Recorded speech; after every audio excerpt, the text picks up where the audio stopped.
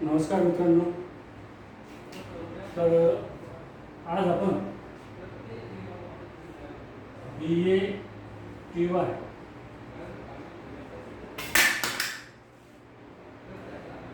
या वर्गाकरता आपल्याला भारताचा प्राकृतिक भूगोल या विषयाला आपण अभ्यास करत आहोत आणि या विषयाअंतर्गत या आधीच्या लेक्चरमध्ये अत्यंत महत्त्वपूर्ण विषय आपण या ठिकाणी सुरुवात केला होता आणि तो म्हणजे प्राकृतिक वनस्पती.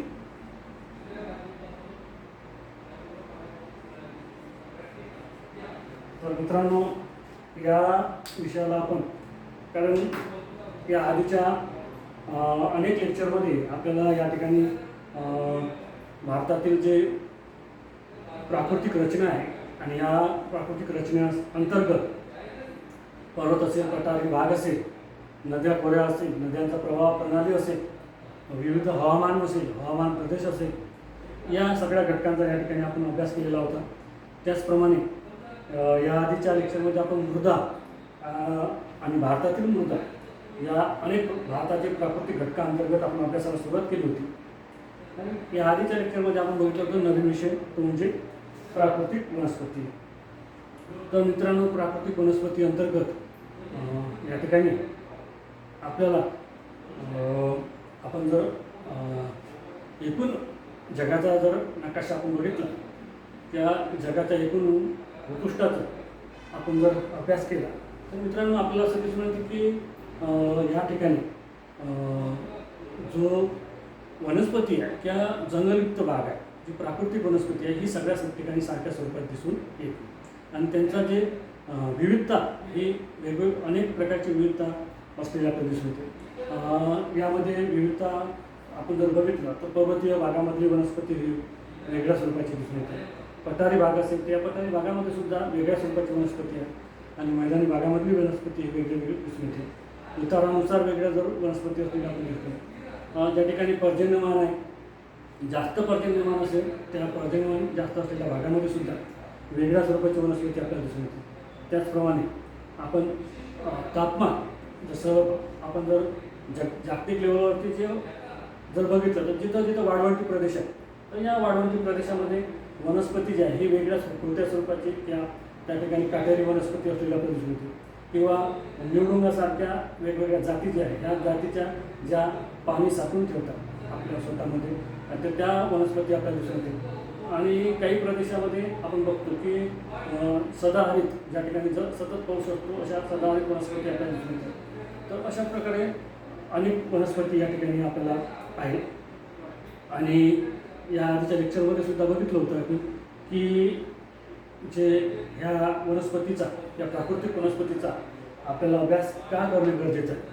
तर या अंतर्गत आपण बघितलं होतं की आज आपल्याला आपण या ठिकाणी जे आज भूपृष्ठावरती हे जीवनचक्र जे दिसून येतं किंवा मानव दिसून येतो, प्राणी, वनस्पती हे सगळं दिसून येतं, याचं सगळं श्रेय जर कोणाला जात असेल तर ते आहे वनस्पतीला. एका झाडाला या ठिकाणी जाताना श्रेय जाताना दिसून येते.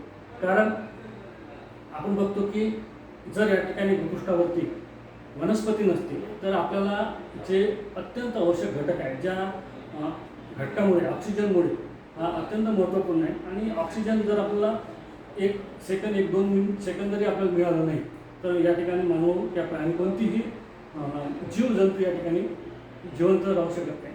आणि यामुळे जर आज भूपृष्ठावरती त्या पृथ्वीवरती जे काही आपल्याला वेगवेगळेपणा दिसतो, जीवनचक्र दिसतो, विविध रंगाचे फुलं, वनस्पती आणि एक प्रकारच्या वेगवेगळ्या स्वरूपाचं नैसर्गिक सौंदर्य या ठिकाणी आपल्याला दिसून येते. याचं जे महत्त्वाचं कारण जे आहे ते आहे वनस्पती या जंगलयुक्त भाग. मग तो लहान छोट्याशा झाडापासून असो की एकदम मोठ्या स्वरूपाचं झाड असो, यापर्यंतचं आपल्याला या ठिकाणी हा जो भाग आहे हे वनस्पती भाग आपल्याला महत्त्वपूर्ण आहे. आणि यासाठीच महत्त्वपूर्ण आहे की या ठिकाणी अनेक घटक आहेत. ज्यामध्ये आपल्याला उद्योगासाठी वनस्पतीचा फायदा होतो. गुराढोरांना चारा, ग्रामीण भागासाठी इंधनाचं काम करताना दिसून येते.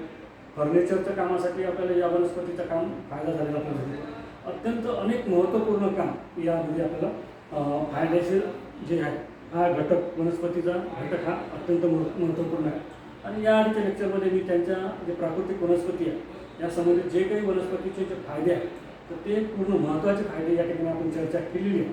त्यामुळे मी तुम्हाला थोडक्या शॉर्टकटमध्ये या ठिकाणी सांगत आहे. आणि आज आपल्याला या ठिकाणी या प्राकृतिक वनस्पती अंतर्गत भारतातील प्राकृतिक वनस्पती याचा आपल्याला या ठिकाणी अभ्यास करायचा आहे. तर आजचा जो आहे भारतातील प्राकृतिक वनस्पती,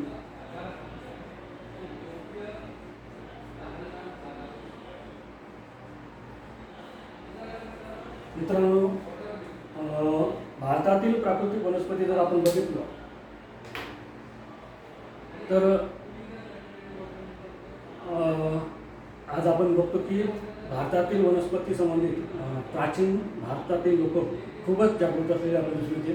आणि याचं जे महत्त्व आहे हे या ठिकाणच्या प्राचीन जे आपले पूर्वज होते या पूर्वज लोकांना याचं महत्त्व आधीच या ठिकाणी समजलेलं होतं.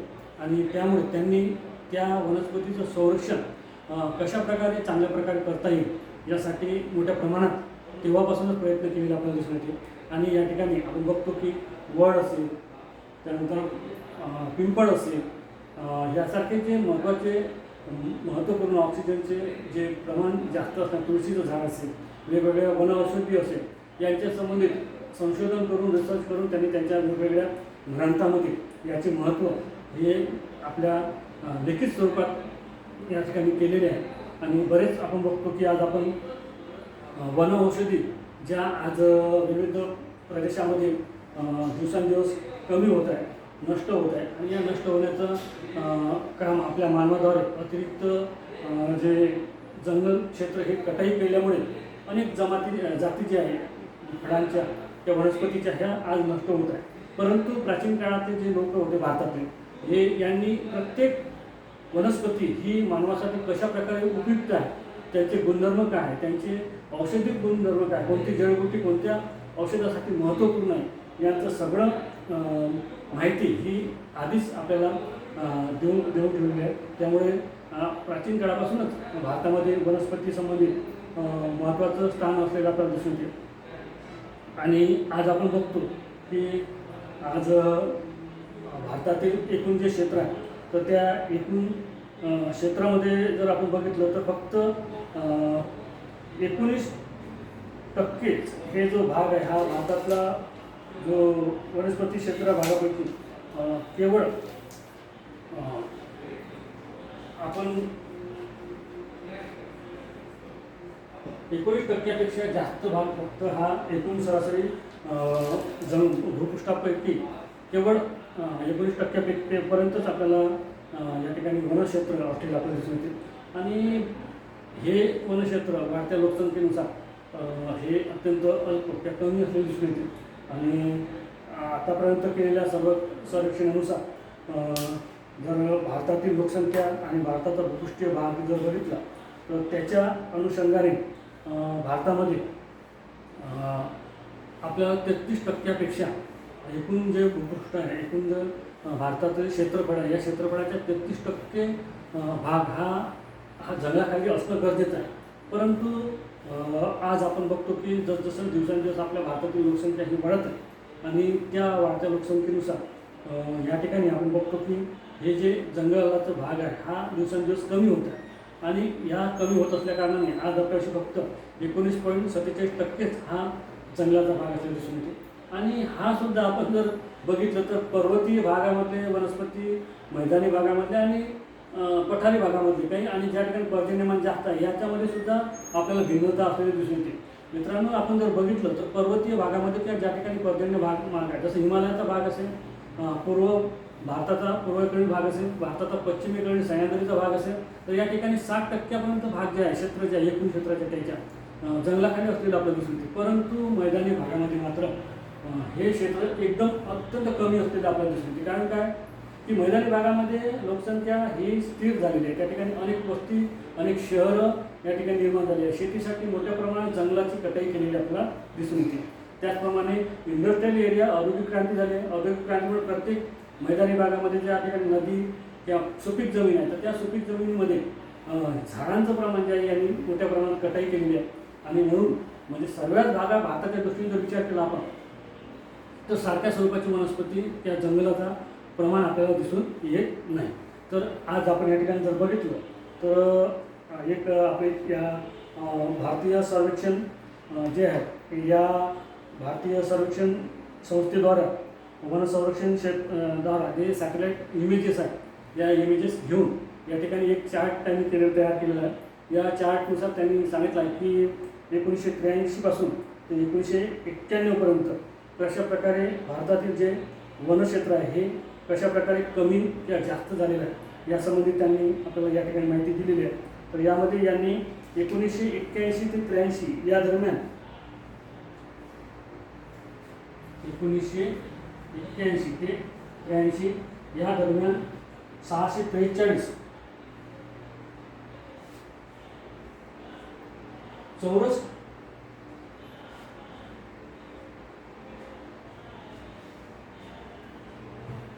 ते 642 वर्ग किमी चौरस किलोमीटर वर्ग या क्षेत्रावरती हे क्षेत्र जे वनाखाली असलेलं आपल्याला दिसून येते.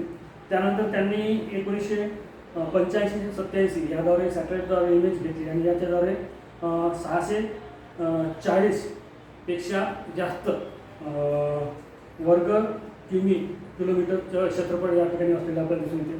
त्यानंतर यामध्ये आपण बघतो की 87 आणि 1998 या दरम्यान त्यांनी 639 पर्यंत दाखवलेलं आहे.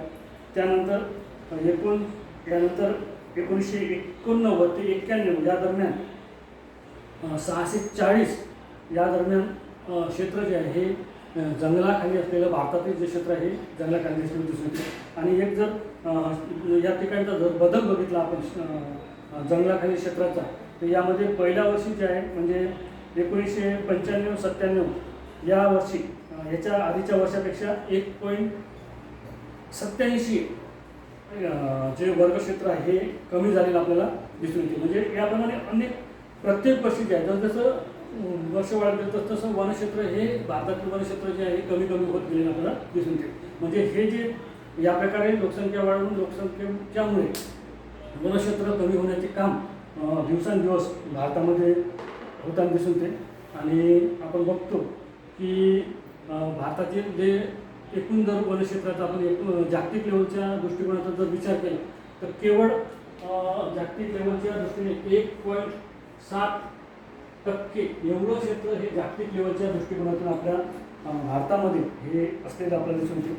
आणि अशा प्रकारे दिवसेंदिवस जर या प्रकारे जर क्षेत्र जे आहे हे जर कमी होत गेलं तर नक्कीच भारतामध्ये या वनक्षेत्र कमी झाल्यामुळे मोठ्या प्रमाणात प्रदूषणाची जी समस्या हा ही समस्या आजही वाढताना दिसून येते. आणि आज आपण सुद्धा बघितलं की आज जेव्हा सकाळी आपण बातम्या बघितल्या त्या बातम्यामध्ये आपल्याला दिसून येते की मुंबई शहरामधलं जे पोल्युशन आहे हे पोल्युशन हे सकाळी खूप मोठ्या प्रमाणात असलेलं आपल्याला दिसून येते. त्या ठिकाणची व्हिजिबिलिटी जी होती ही व्हिजिबिलिटी खूपच या ठिकाणी कमी असलेली आपल्याला दिसून येते. याचं कारण काय की आपण बघतो की मुंबईसारखे शहर जे आहे हे लोकसंख्येने वाढत आहे आणि यामुळे या ठिकाणचं जे जंगलयुक्त भाग होता हा दिवसांदिवस कट होत आहे. आणि अशा प्रकारे कट होत असल्याला तर आपण आज आपल्या ठिकाणी पोल्युशनचं प्रमाण हे आणि आपण नाकारू शकत नाही. दिल्लीसारख्या शहरामध्ये सुद्धा काही दिवस आपल्याला हे गाड्या किंवा विविध घटक आहे या घटकांना आपल्याला थांबावं लागतं. बऱ्याच वेळा आपण बघतो की या ठिकाणी पोल्युशनचं प्रमाण अत्यंत वाढतं.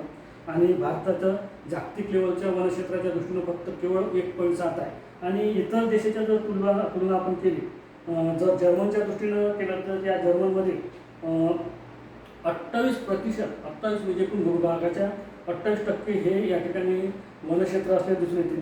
संयुक्त राज्य अमेरिकामध्ये हे तर 33% क्षेत्र जे आहे जंगलाखाली आहे. त्यानंतर सोवियत रशियाच्या दृष्टीने जर केलं तर या ठिकाणी तर 44% क्षेत्र हे आणि सगळ्यात महत्त्वाचं म्हणजे जपान ह्या देशामध्ये 62% एकूण भूभागाच्या 62% क्षेत्र हे वनाखाली आहे. आणि सर्वात म्हणजे फिनलँड या ठिकाणी 71% आणि सर्वात जास्त थायलंड या ठिकाणी 77% भूभाग जो आहे हा भूभाग हा वनाखाली असलेला आपल्याला दिसून येतो. आणि अशा प्रकारे त्या अनुषंगाने जर आपण विचार केला तर आपल्या इकडं फक्त केवळ एकूण क्षेत्राच्या 19.47% भाग हा फक्त वनाखाली आहे. आणि जागतिक लेवलच्या दृष्टीने जर आपण केलं तर आज आपण फिनलँडच्या दृष्टीने विचार करतो 71% आणि आपला एवढी लोकसंख्या असून तिथली लोकसंख्येच्या मानानं आणि आपल्या लोकसंख्येच्या मानानं जर विचार केला तर या ठिकाणी खूप मोठा तफावत आपल्याला दिसून येते. आणि ही तफावत जर आपली याप्रमाणेच वाढत गेली लोकसंख्या आणि या ठिकाणी जमीन भूभागात आणि या ठिकाणी वनक्षेत्रामध्ये तर या ठिकाणी निश्चितच पोल्युशनद्वारे या ठिकाणी विविध घटकाद्वारे या ठिकाणी मोठमोठ्या समस्या अनेक बिमाऱ्या रोगराई या ठिकाणी निर्माण होण्याची शक्यता आपण या ठिकाणी नाकारू शकत नाही. आणि या संबंधित वेळेतच या ठिकाणी आपल्याला यावरती प्रतिबंध करणं गरजेचे आहे. आणि यासाठी प्रतिबंध करण्यासाठी खंबीर नेतृत्व किंवा डिसिजन घेण्याची जे शक्ती आहे सरकारमध्ये असो की मानवामध्ये आहे त्यासाठी जनजागृती असणं गरजेचं आहे. आणि आपण बऱ्याच वेळा जनजागृती करूनसुद्धा बऱ्याच लोकांना हे जे वनस्पती आहे याद्वारे मिळणारं जे ऑक्सिजन आहे हे फ्रीमध्ये असल्याकारणानं फुकट असल्याकारणानं आपल्याला आज त्याचं महत्त्व नाही. परंतु येणाऱ्या पिढीला हेच ऑक्सिजन जेव्हा आपण बघितलं कोरोना काळामध्ये बऱ्याच वेळा हे ऑक्सिजन आपल्याला विकत घ्यावं लागलं आणि बरेच सिलेंडर त्यावेळेस मिळाले नाही. आणि या प्रकारे ऑक्सिजन न मिळाल्यामुळे आपण बघतो की अनेक लोकांना या ठिकाणी आपल्याला जीव गमवावा लागला. आणि त्यावेळेस लोकांना ऑक्सिजनचं जे महत्त्व आहे हे महत्त्व आपल्याला कळलेलं दिसून येते. परंतु त्या मानाने त्या ठिकाणी आज आपण कोणत्याही प्रकारची हालचाल आपल्या देशामध्ये करताना दिसून येत नाही. कारण या प्रकारे अनेक जे प्राकृतिक आपदा किंवा मानवनिर्मित आपदा या ठिकाणी पुढचं जे येणारा काळ आहे पुढचा येणारा काळ आहे हा मॅक्झिमम आपण बघतो की जैव जो बायो युद्ध त्या वॉर या नावानं आपण बऱ्याच वेळा चर्चा ऐकतो. बऱ्याच ठिकाणी आपण या ठिकाणी बऱ्याच वेळा बघतो की बरेच देश जे आहे हे जैविक हत्यार या ठिकाणी वापरण्याचं काम या ठिकाणी करत असलेले बऱ्याच आपल्या ठिकाणी आपल्या ऐकण्यात येत आहे. आणि या प्रकारे आपण या ठिकाणी जर आपल्या देशातले जर या येणाऱ्या संकटाला आपण पूर्वतयारी केली नाही तर निश्चितच आपल्याला या ठिकाणी होणारी जी समस्या आहे पुढच्या पिढीला ही नक्कीच खूप विदारक स्वरूपाची होऊ शकते. आणि त्या अनुषंगाने आपल्याला या ठिकाणी जे वनक्षेत्र आहे हे वाढवणं गरजेचं आहे. आणि आज आपण या ठिकाणी जर वनक्षेत्राच्या दृष्टीने जर विचार केला तर भारतातील जे वनक्षेत्र आहे किंवा जे भारतातील जो प्राकृतिक भाग आहे तर या ठिकाणी आपण बघतो की प्रत्येक ठिकाणी जे वनस्पती किंवा जे जंगलयुक्त भाग आहे हा सारख्या स्वरूपाचा दिसून येत नाही. आपण जर बघितलं तर हिमालय पर्वताचा जर भाग बघितला तर मित्रांनो या ठिकाणी सदाहरित आणि सूचीपर्णीय स्वरूपाचे वनस्पती या ठिकाणी आपल्याला दिसून येतात. आणि हा घनदाट जंगल असलेला भाग आहे. त्याच्यानंतर आपण बघतो की पश्चिम घाट आणि हा जागतिक लेवलवरती पश्चिम घाट जैवविविधतेचा एक क्षेत्र म्हणून आज या ठिकाणी आरक्षित स्वरूपाचं आपल्याला सुरक्षित स्वरूपाचं या ठिकाणी केलेलं आपल्याला दिसून येते. आणि जागतिक लेवलवरती त्यांनी जे संघटना आहे त्या संघटनेवर त्याची नोंद घेतली आपल्याला दिसून येते. कारण काय की हा जो पश्चिम घाट आहे भारताचा या पश्चिम घाटामध्ये पावसाचं प्रमाण जास्त आहे. आणि पावसाचं प्रमाण जास्त असल्या कारणाने या ठिकाणी जैवविविधता इकोसिस्टीम जी ही खूप मोठ्या